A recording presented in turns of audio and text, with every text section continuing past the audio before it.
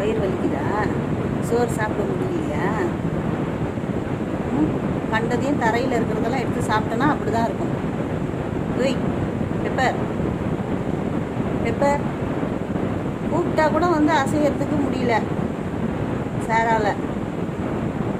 Pepper குட்டி, தரையில் இருக்கிறதெல்லாம் கண்டதையும் சாப்பிட வேண்டியது. Paper, rubber band, cover.